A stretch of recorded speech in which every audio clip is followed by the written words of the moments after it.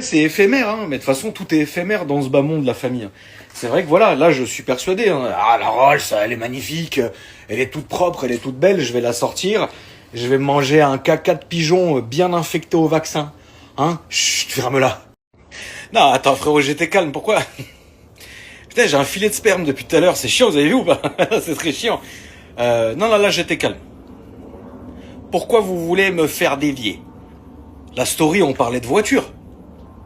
On va pas commencer à dévier sur des sujets agressifs. Restons tranquilles, hein. Parce que celui qui va se faire plomber, c'est moi, c'est pas fou.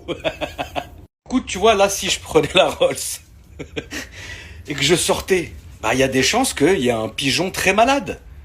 Il y a un pigeon très malade à cause de toutes ces saloperies. Qui foutent dans l'eau, qui foutent dans la bouffe, prac, qui lâche une merde folle sur la bagnole, tu vois. Donc déjà là, c'est mort. T'as plus envie, tu vois. Et puis là, comme tu vois que le pigeon, il t'a chié dessus, tu te dis, bon, je vais m'allumer une cigue. Donc tu t'allumes une cigue, toi t'es là, et la cigue, la cendre, elle commence à aller dans le fond, elle va se mettre là, regarde, là, ici, elle va se foutre ici, puis il va y avoir des cendres partout. En fait, t'es baisé tout le temps. Donc, en fait, toute notre vie, la famille, on aura le cul entre deux chaises. Kiffer, mais jusqu'à quel point? Frérot, faut pas être non plus genre le mec insupportable, tu vois, genre ouais. Vous avez vu, c'est pas normal de rôter comme ça. Et pourtant, j'essaye de faire un effort, la famille. J'essaye de manger maison. Mais si tout est corrompu, en vrai, c'est ça le problème.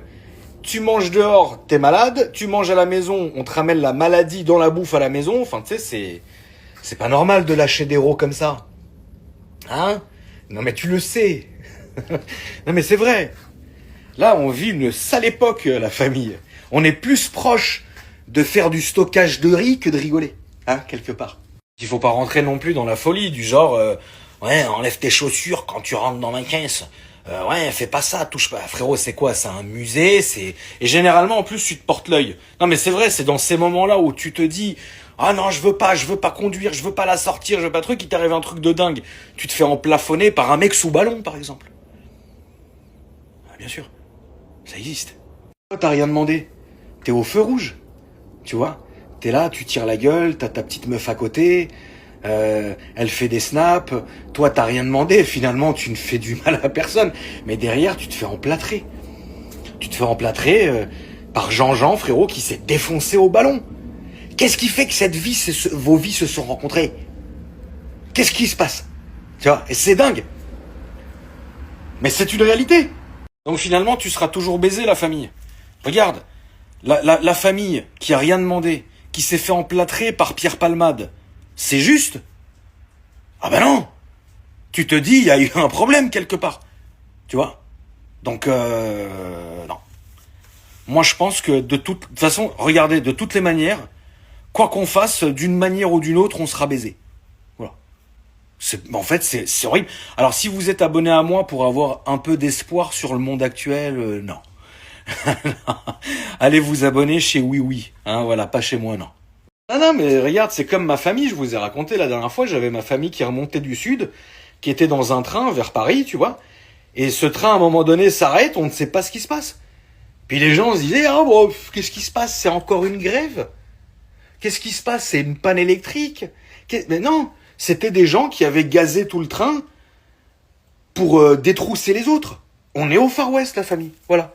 Et tu sais, les gens, les pauvres, tu sais, ils ont dû se dire, c'est quoi, c'est un spectacle? Ah bah non, là, c'était cagoule, terminus, tout le monde descend, frérot. Donc en vrai, tu peux pas savoir ce qui t'attend.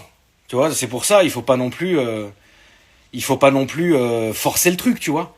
Si toute la journée t'es là à attendre qu'il se passe un truc, oui, ça va finir par arriver. Ouais, je l'avais vu, je l'avais su.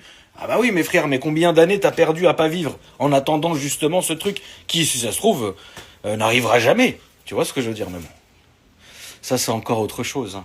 La moralité, c'est vraiment faites attention à vos trucs, quelle qu'en soit votre maison, vos habits, vos voitures, etc.